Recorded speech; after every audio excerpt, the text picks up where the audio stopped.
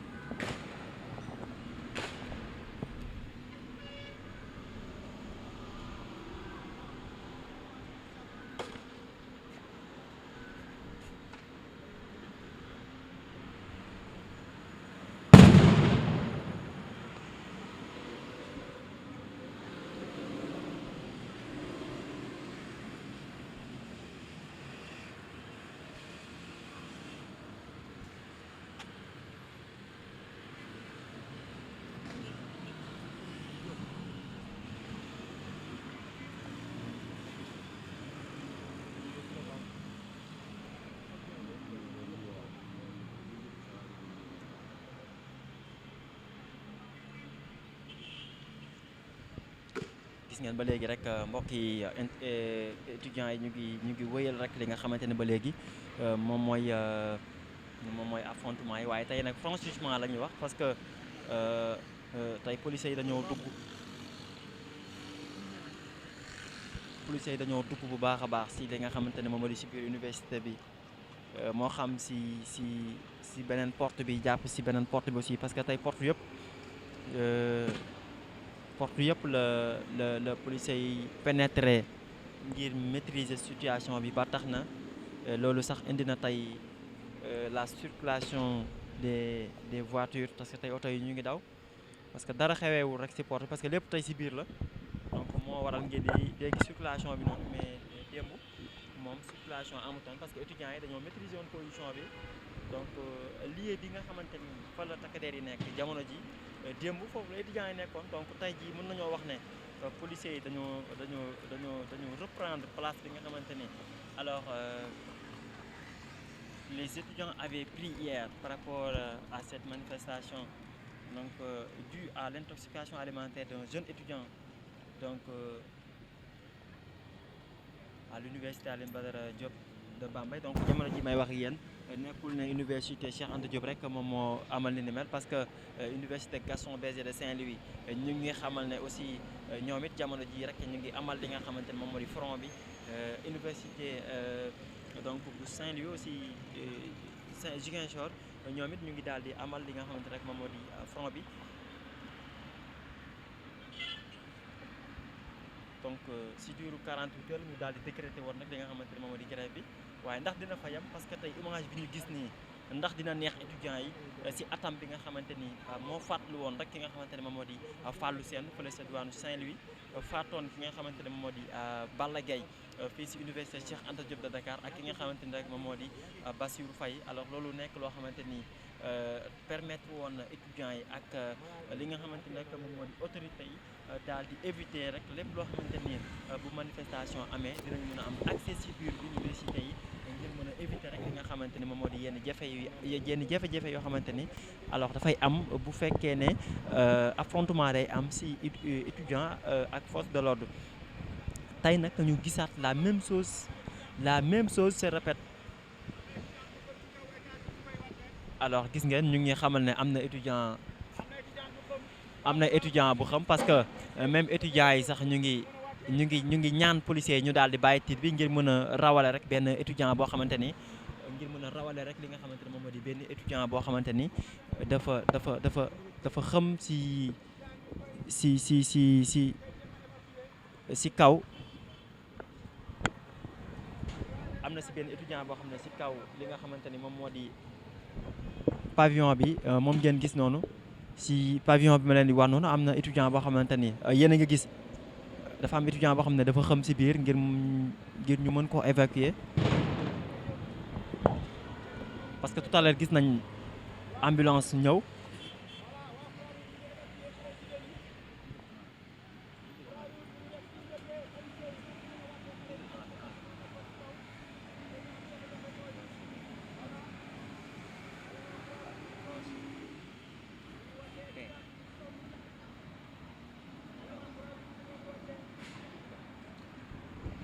À savoir sur le point éducatif, dans le domaine de la pédagogie, aussi sur le côté social. Parce que quand on parle d'un étudiant, on fait allusion directement à la pédagogie dans les amphithéâtres. Voilà, dans les lieux de savoir, à savoir les bibliothèques, etc. Donc il nous faut des moyens pour quand même aider les étudiants à accéder à une très bonne réussite. Et pour la réussite, il faut un très bon accompagnement. Tous les moyens qu'il faut pour pouvoir réussir dans les enseignements supérieurs, mais aussi sur l'aspect social.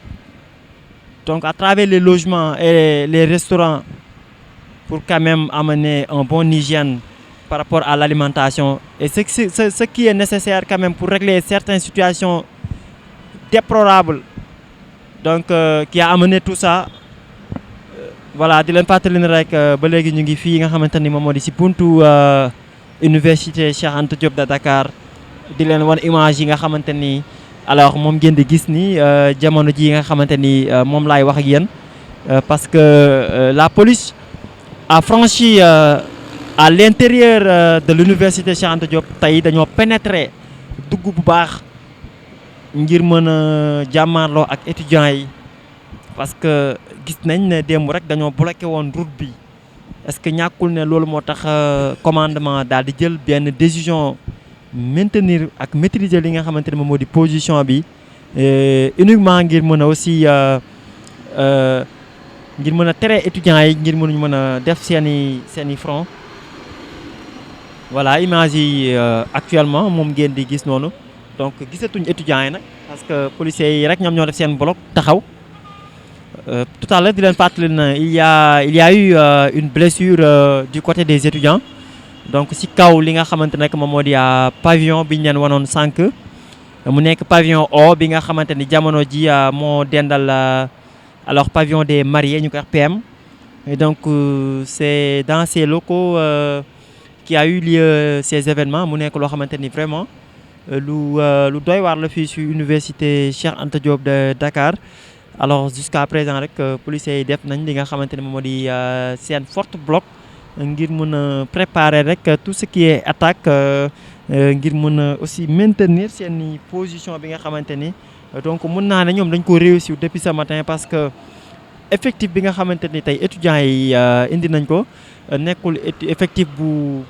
takku waaye nag étudiants yi aussi ñoom it ñu ngi taxaw seen kaw pavillon yi lu si mel ni pavillon A yéen a ngi gis. Yéen a ngi gis image yi alors y a eu quelques étudiants aussi ñu ngi commencé ñëw donc étudiants ñu ngi taxaw ci kaw li nga xamante ni rek moom moo di ci couloir pavillon A bi ngeen di seen noonu parce que am na ci ñoo xamante ni tey génnuñ pour def front bi. Voilà, ba léegi bloc bi gis ngeen ñàkkul ne parce que bloc bi étudiants yi aussi ñu ngi ci pourtouru collectif bu verte boobu ngeen di gis noonu parce que benn terrain basket moo fa nekk. Donc si pourtour terrain basket bu verte boobu ngeen di gis noonu si alentour yi la étudiants yi daal di làqatu parce que aussi saxaar bi bu leen duggee il va falloir aussi ñu jël benn recul ngir mën a nooywaat bu baax ngir mën a ñëwaat. Gis ngeen ba léegi gaa yaa ngi continuer rek li nga xamante ni.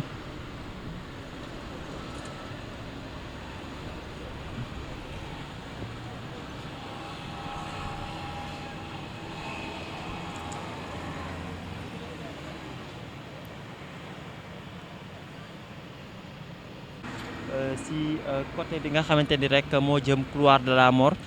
donc si boobee boor aussi gis nañ rek li nga xamante ne moom moo di takk der yi am nañ accès bu baax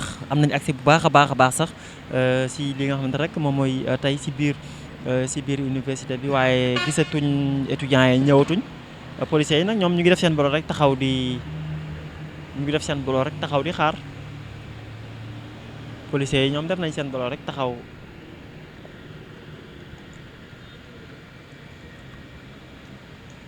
Voilà gis nga y a quelques policiers rek yi nga xamante ni alors jamono ji ñoom moo nekk fi nga xamante ni rek moom moo di si biir université bi alors bu ñu mënee avancer tuuti ngir mën a xool aussi li nga xamante ne rek moom moo. comme ça ni nga ko gisee ne noonu étudiants yi ñu ngi jàmmarloo ak ñi nga xam ne muy policiers yi soo leen xool ci kanam nee na dañ gis étudiants yi ñu ngi taal seen i pono di avancer. te bay xool ñi nga xam ne mooy takk der yi tey dañoo avancé dugg ci biir école bi.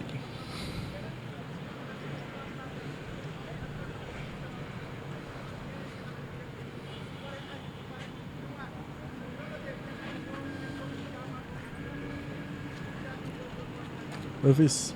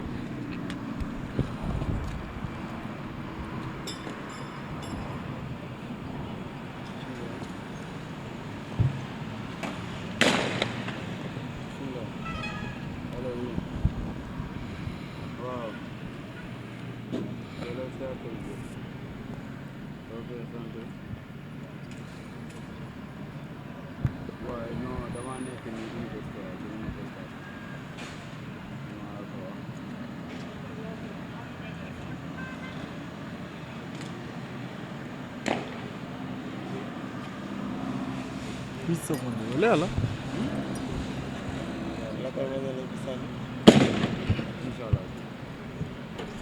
be soxor nde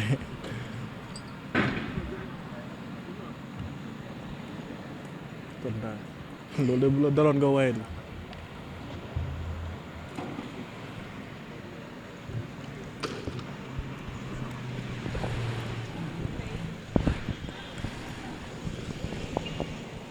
boole dool deux pas waaye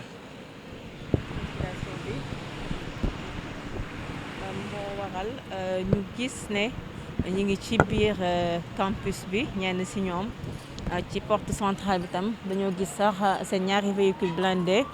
yoo xam ne ñu ngi foofule waaye fii nag étudiants yi moom jàkkaarloo ñu bu baax a baax ak ñi nga xam ne ñoom ñooy takk der yi li leen tàkkale bariwul ñu ngi sànni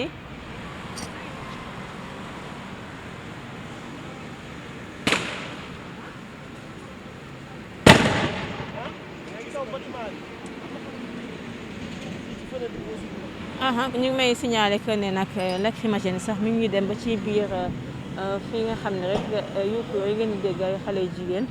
ñoom ñoo fa nekk muy pavillon R bi ñuy seen noonu gis nañu nag ku nekk ci kaw waaye daal fii étudiants yi déterminé nañu bu baax a baax ndax ni ñu jàkkaarloo ak takk der yi sax dafa ëpp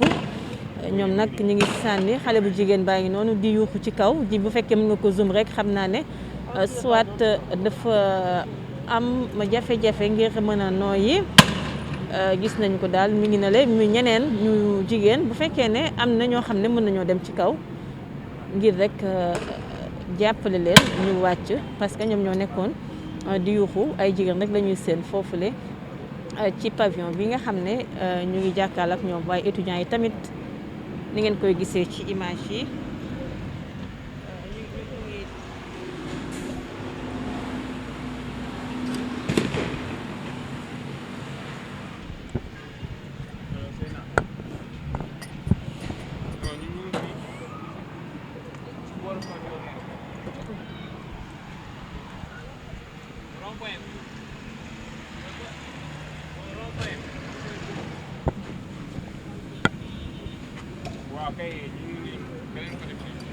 ñu wax leen rek ne yéen a ngi en direct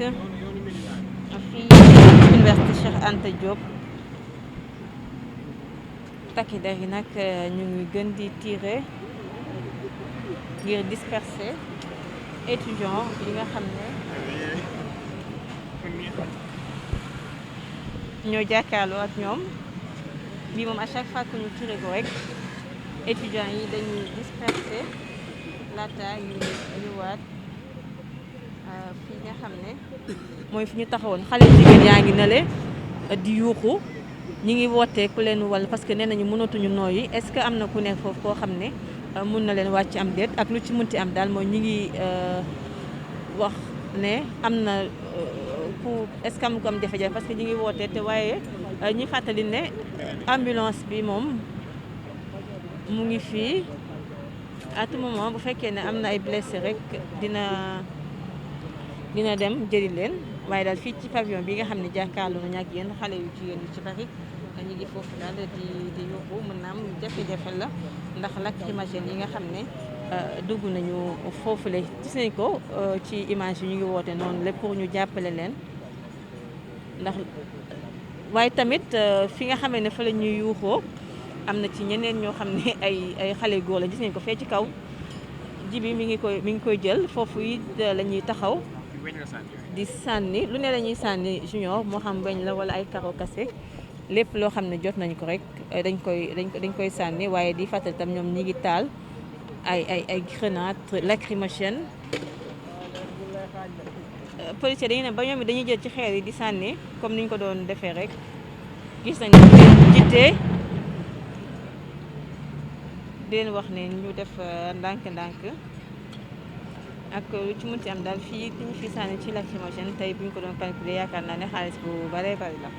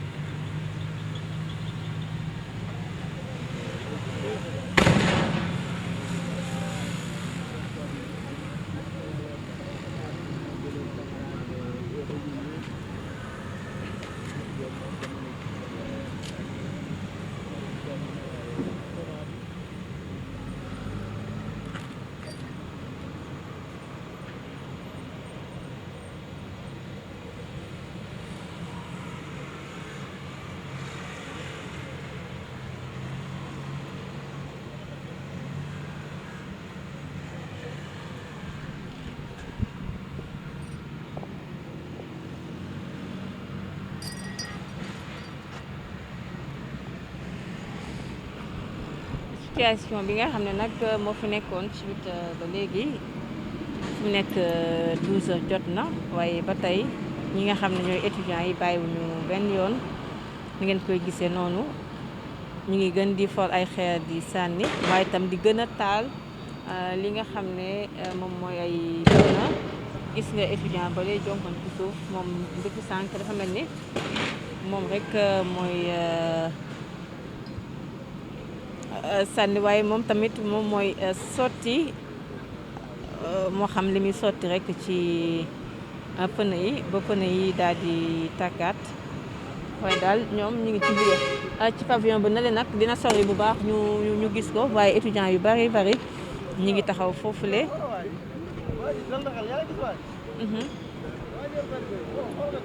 gis nañ ko siwo daal lay yore siwo lay yor bu ñëwee dem wut ay xeer am na benn étudiant bu gaañu fële ji bi gis nañu fee ci ginnaaw am na ñoo xam ne ñu ngi ko yëkkati di ko yóbbu fële na le am na étudiant bu fam gaañu jigéen wala góor xamaguñu dina jafe nag pour ñu mënuñu accéder ñun fi nga xam ne moom mooy ci biir campus bi waaye daal gis nañu koo xam ne ñu ngi ko yanu di daw ak moom dinañu jéem a xam après bu fekkee ne rek lan moo ko doon waaye daal xale jigéen ñoom ñi ngi yuuxu ci biir fi nga xam ne moom mooy ci biir campus bi sànni na lacrymogène moom mu daal di koy capté sànniwaat ko loolu daal la ñu mën a wax ne tey jii moom moo xew ci université Cheikh Anta Diop seen siwo yi nag stratégie bi ñu am mooy dafa am ñoo xam ne ñoom ñoo nekk ci suuf siwo yi nga xam ne moom mooy siwo ciment wala siwo yi nga xam maçon yi moom la ñuy liggéey yëpp muy siwo peinture yi moom la ñuy jël def ci xeer ba mu fees yóbbu voilà gis ngeen ko dañ policiers yi ñu ngi sànnante ñoom it ak ñoom waaye policiers yi ci jamono ji léegi ñoom it xeer rek la ñuy jël di sànnante ak ñi nga xam ne ñoom ñooy étudiants yi ba pare lacrymogène yi lu ci doy waar dañu koy sànni saxaar bi day bëree bëri laata muy saf waaye keneen nag ki ngi ne borom trait bi moom it yàgg na lool fii di defar xeer moom dafa mel ni moom mooy kiy transporté yenn xeer yi ci kaw ñoom tam stratégie daal lañu amal tey siwo bi bu feesee mu sotti keneen ñëw am kuy yéegal amit koo xam ni moom mooy sànni côté bee lacrymogène yaa ngi ñëw waaye ak lu ci mënti am daal mooy lacrymogène yi saf na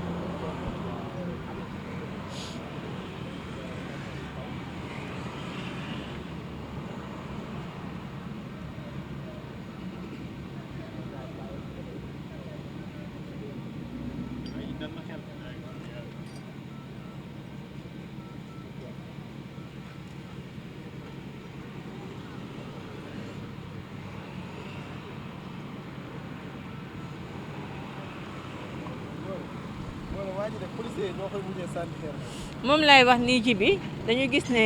dafa mel ni kooku nag sonal na leen bu baax parce que dafa jàkkaarloo ak ñoom soxantewul dara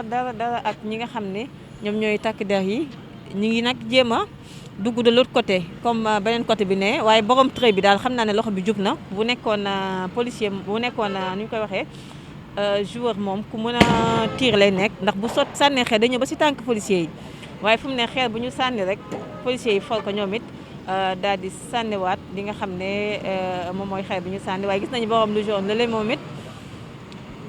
mi ngi taxaw yëkkati ñaari loxo yi moom sànq ba léegi mu ngi sànni xeer day jékki-jékki rek yëkkati ñaari loxo yi moom tamit waaye policier mi ngi fol xeer ji bi gis nañ ko ñi ngi fol xeer bu ñu sànnee lacrymogène ba sonn rek ñoom it xeer la ñuy jël gis nga ko daal di sànni mais mel ni boobi moo gën a jub loxo jonkan na sax fi nga xam ne mooy ci mbànd moom nga xam ne moom mooy défense am xeex bi yàgg na tey ñu am seen ay stratégie yu bees yoo xam ne ànd nañ ko muy étudiants yi de même que tam ñi nga xam ne ñooy force de défense yi nekk ci biir université bi daaw leen gis nag ñu dépassé porte bi waaye tey dugg nañu na ci biir université bi naam sax egg ñëw ba ca biir a biir waaye dugg nañu ci biir ñu sànni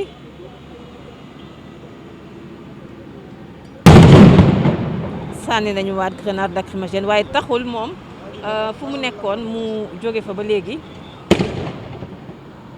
mu mel ne moom moo nekk cible policiers yi daal ñi ngi sànnante xeer ak ñoom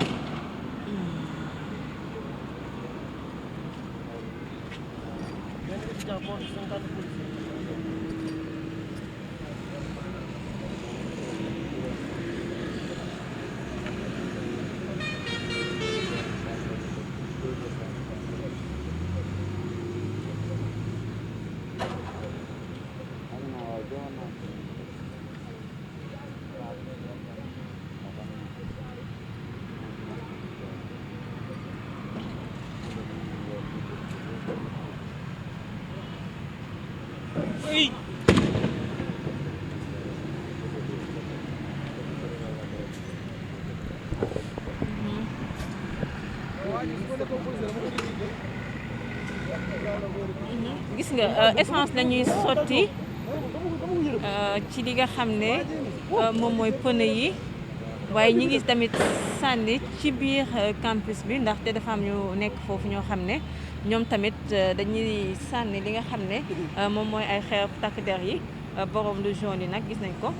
di leen fàttali rek ne ñoo ngi fii ci université Cheikh Anta Diop ginnaaw li nga xam ne moom mooy étudiants yi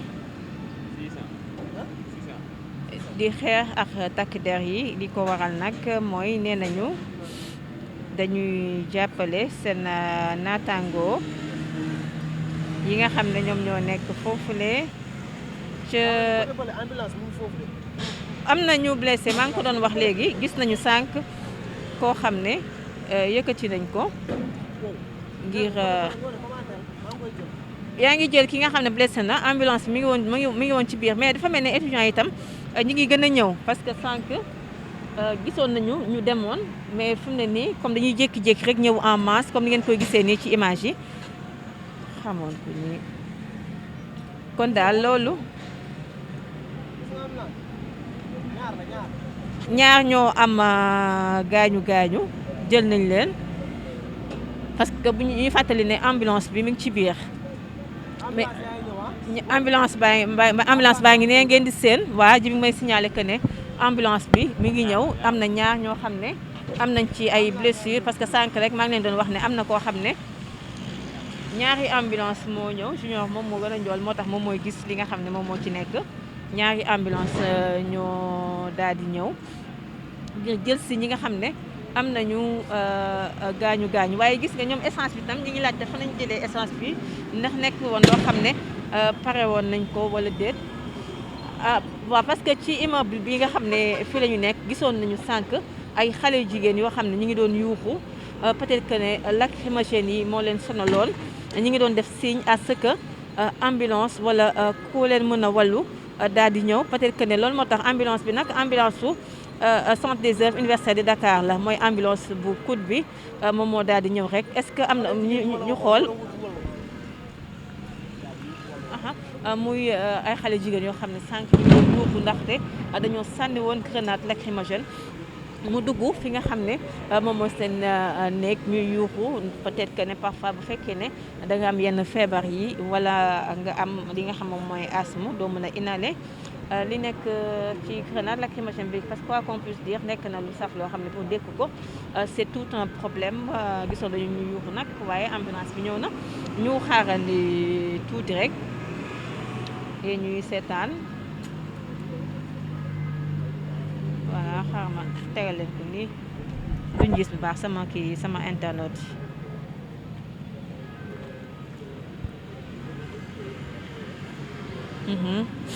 di leen fàttali rek yéen ñi nga xam ne yéenay seetaan ñu ngi fii ci université Cheikh Anta Diop ginnaaw ñaari fan yi nga xam ne ñi ngi koy xeex décrété woon ko muy 48 heures teñ ne woon dañuy jàppale seen naataango yi nga xam ne ñoom ñoo nekk foofu la ca Bambey te ñu gis ne nag am na ku fa faatu woon gis nga ko ambulance bi mi ngi na leen génne nañu ki nga xam ne am na ay gaañu la jigéen la wala góor lu ci munti am ñoo ngi ne di ko andi si pancarte bi teg ko ci di ko andi waa Croix-Rouge nag ñoom ñoo nekk noonu le di andi rek voilà dinañ mën a xam exactement ji bi boo zoomé rek ndax ku jigéen la wala ku góor la yéen a ngi koy seen dafa mel ne ku jigéen la voilà moom la ñuy yëkkati noonu jigéen la ku jigéen la mi ngi ne waaye taxul xale góor yi ñoom ñi nga xam ne ñi ngi demaat de parce que dafa mel ne du kenn ndaxte ñu bari ñoo nekkoon foofule ñu bu fekkee mën nañu may ambulance itam à ce que mu jël malade yu yóbbu ko rek parce que dañu comme nekk nañu ci ay jafe-jafe dina baax ñu yóbbu leen def les premiers soins ci beneen côté bi it dégg nañu tiir yi nga xam ne moom moo nekk foofu muy porte centrale bi di fàttali ne nag université Cheikh Anta Diop dafa bari loolu ay foofu ndax dem na nga xam ne sax moom mooy ci corniche bi le waaye comme ni nga ko doon gisee ci image yi ambulance baa ngi taxaw jot nañoo dugal kenn am na keneen am na ñeneen ñaar ñoo xam ne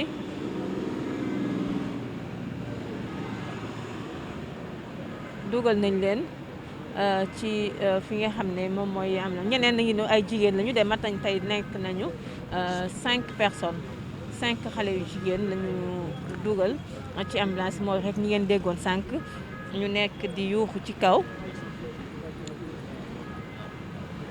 dafa am ñu des wala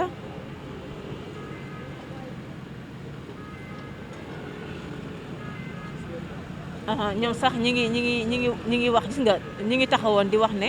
pour ñu may leen à ce que rek ñu évacuer malade yi waaye dafa mel ne étudiants yi dégguñu loolu parce que ñi ngi gën a di sànni ñuy fàttali sax lu mel ni en temps de guerre wala yooyu ñi nga xam ne ñoom ñooy ay médecins wala Croix-Rouge ñoom mun nañ leen épargner ci jafe-jafe yi parce que bu amee ay blessés wala koo xam ne soxla nañu évacuer ko nag ñoom rek ñoo fi sës ngir mun ko yóbbu donc ambulance baa ngi noonu di waaj a dem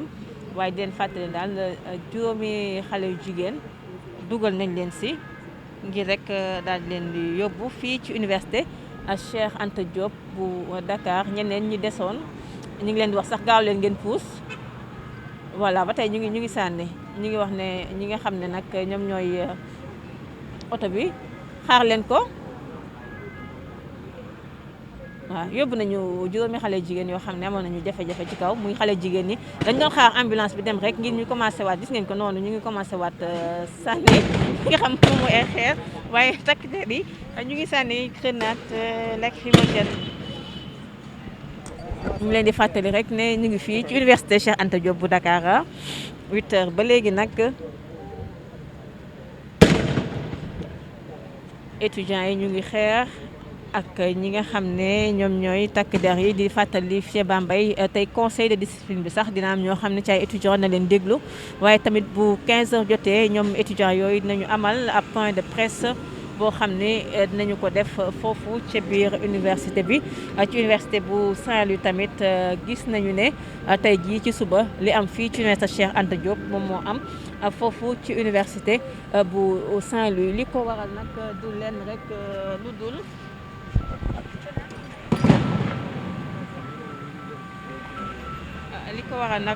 du lenn lu dul ci université bu Bambey gis nañu ne benn étudiant moo fa faatu woon di Seydina Alioune Ndiaye te ñu wax ne nag la ko faat du lenn lu dul lekk gu bon goo xam ne lekkoon na ko muy intoxication alimentaire ñu daal di koy rek denc boromam ci loolee étudiants yi daal di mer lool bu ne loolee warul am ndaxte li ñuy wax ne moom moo ko faat muy intoxication alimentaire loolu la waaye ñoom nag ci kayitu docteur bi la ñu ca gis rek mooy dafa amoon hépatite loolu moo tax mu faatu étudiants yi nag daal di ne ñoom lumière la ñu bëgg gis nga ko ñoom am na lacrymogène yoo xam ne sax dañu ko sànni tàkkul mu mel ne nag ñoom ci étudiants yi loolu la ñu téye te tamit xam nañu ne wóorul benn yoon parce que lu jëm ci ay grenade lacrymogène ak yooyu warul nekk en possession ci nit koo xam ne civil nga lu ñu xamee lacrymogène mooy ñii nga xam ne ñoom ñooy takk der yi ñoom ñoo ko rek war a yore maa ngi leen di fàttali ne nag étudiant boobu mu faatoo wax nañu ne nañu leeral mbir mi waaye itam retrait takk der yi ci biir campus mu mel ne nag ñoom ñi ngi pare ñi nga xam ne ñoom ñooy takk der yi ñu ngi pare avancé waaye étudiants yi tamit bàyyiwuñu benn yoon ñi taxawoon fii ba tey ñoo fi taxaw ñu ngi gën di sànni li nga xam ne moom mooy ay grenade lacrymogène di fàttali nag am na ñoo xam ne am nañ ci ay gaañu ndax gis nañu sànq ba léegi oto bi nga xam ne moom mooy ambulance bi mu ngi dem ak ñëw bi ci mujj léegi rek muy ay xale jigéen yoo xam ne ñu ngi woon ci pavillon bi ñu jàkkaar lool ñoom la daal di jël rek yóbbu sànq ba léegi nag ñu ngi yuuxu peut-être que ne grenade lacrymogène yi nga xam ne moom moo dugg foofu moom moo leen sonaloon ba tax rek mu leen dal leen ñu gis ne nag takk der ñoom it jël nañu xeer commencé di sànnante ak ñi nga xam ne ñooy étudiants dañuy jékki-jékki rek génn gis nga oui voilà gis nga ay bant ak ay weñ ak lépp mooy jóge ci kaw di ñëw comme tiir yooyu ngeen di dégg foofu la ci buntu voilà weñ yi sax dañ koy jël di ko sànni mu mel ne gis nga stratégie beneen la fii nga xam ne sànq fa la ñu génnee xale yu jigéen yi nga xam ne yóbbu nañ leen léegi ay xale yu góor ñoo fa nekk ñoom tamit di sànni ay weñ ay xeer lu ne daal lañuy sànni di leen fàttali yéen ñi nga xam ne yéen nañu dab ci direct bi ñu ngi fii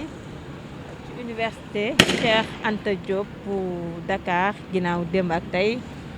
jàmmaarloo bi dox ci diggante takk der yi ak ñi nga xam ne ñoom ñooy étudiants yi waaye tey li ci spécial mooy ñenn ci takk der yi dañoo franchir université bi dugg ci biir am na nag loo xam ne buñ ko sànnee gis nga ay genre morceau la mais buñ ko sànni rek dafay ànd ak ay tàkk-tàkk la muy bouteille yoo xam ne essence dañ ciy def wala je ne sais pas lan lañ ciy def buñ ko sànni rek dañuy gis ne daal dafay tàkk muy intifada entre les forces de l'ordre ak ñi nga xam ne ñoom ñooy ay étudiants yu nekk fii ci université Cheikh Anta Diop di leen fàtte tamit foofu te Saint-Louis étudiant université Gaston Berger yi ñoom it même chose rek la ñuy daal di def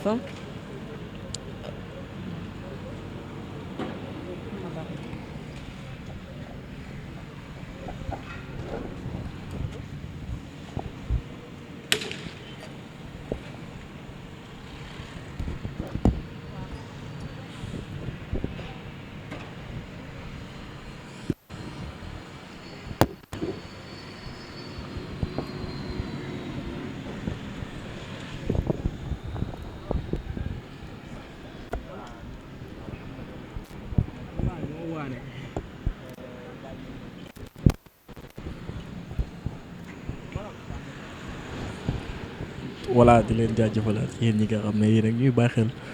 fépp fu ñu nekk ak fi ñu nekkut ok internet Dakar waa 221 di leen ñaanal fekkee nekk yàlla seen jàmm yàgg ñun bu ñu sonnee rek ngir yéen la ngir ngeen di mën a toog fi ngeen toog ngir ñu leen di andil li nga xam ne mooy information bu leen di fàtte si ñaan bu baax a baax parce que li ñu def moo ëpp risque ñëw fi nga xam ne foofu la jàmbarloo bi am di leen jox information bi en temps réel bu leen ñu fàtte si ay ñaan rek di leen jaajëfal di jaajëfal suñu def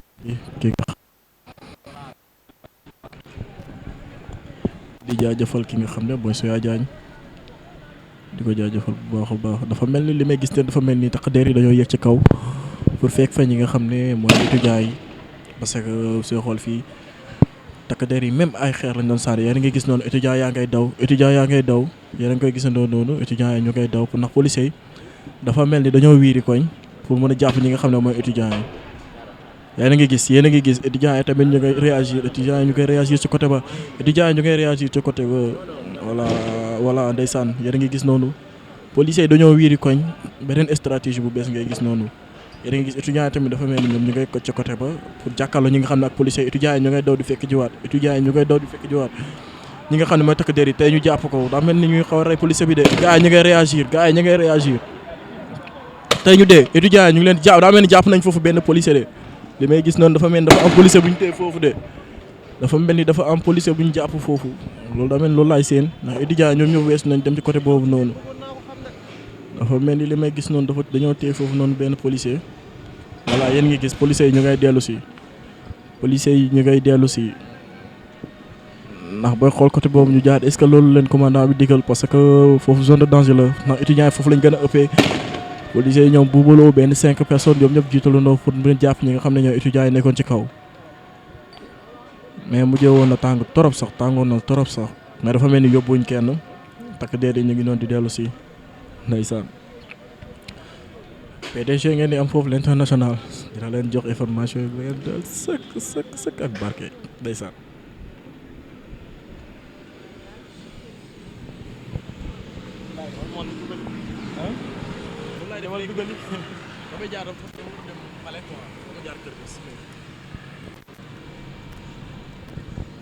cay si di diw yéen a fitne waaye jàmmarloo bi tàng na de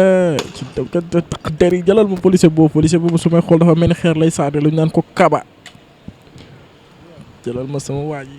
ay ko ay ndeysaan nga xool étudiant ci kaw lañ gën a bëri ci kaw a kaw la étudiant yi gën a bëree sax booy xool dafa mel ni booy xool ñoom ñëpp ci kaw lañ gën a bëree daal voilà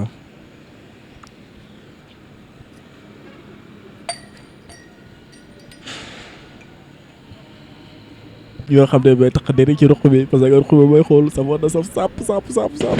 ruq boobu xam naa ne doo gisati benn tax der bu dem côté boobu de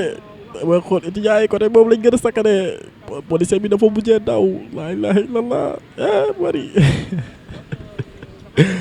ndeysaan ay na waay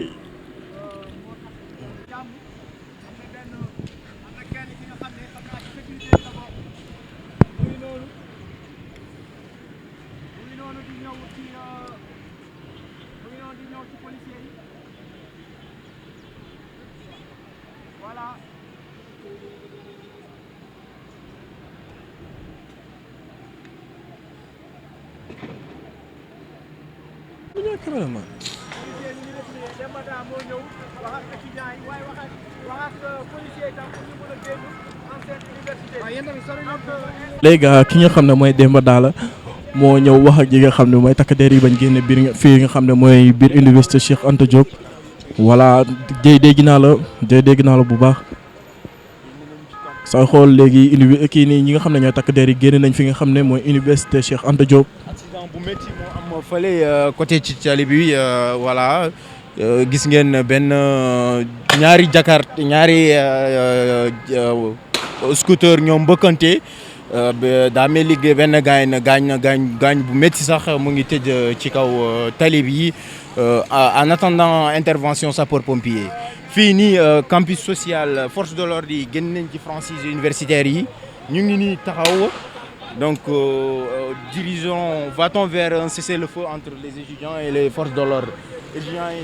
de l'autre côté tamit dañoo mel ni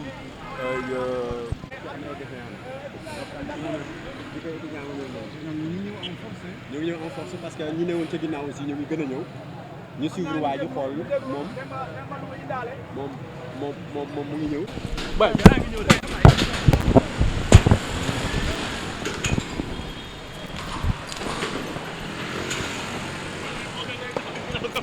lii moo gën ñun ñëpp ku ci mën a annuaire na nga annuaire ko ñun ñëpp. vraiment compliqué.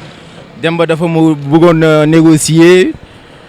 mais étudiants yi dañoo bàyyi ba ñuy commencé jege foule bi rek ñu commencé sànni xeer dañoo bàyyi ba jege policiers yi du moins parce que policiers yi lañ jàkkaarloo pas une foule mais Demba dafa mel ni médiation mi dafa avorté parce que moom bëggoon na étudiants yi waxtaan na ak policiers yi dugaat nañ ci franchise universitaire bi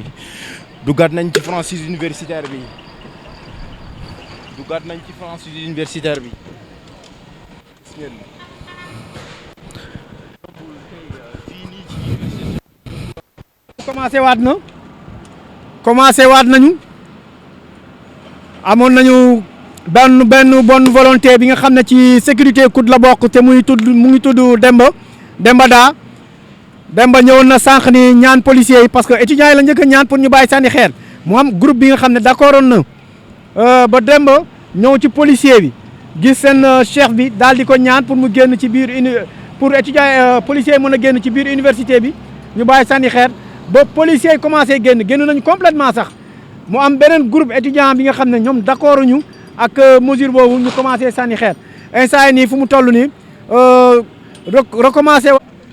bu ñu laalee seen mbagg mooy man maa la war a remplacer kooku di ko daal jox postom mu génn si ñëw nooyu tuuti noppalu tuuti en attendant muy dugg ci biir étudiants yi tam noonu la day am ay groupe yi nga xam ne ñoom ñooy ñëw jàkkaarloo ak policiers yi jaamarloo ba mu sap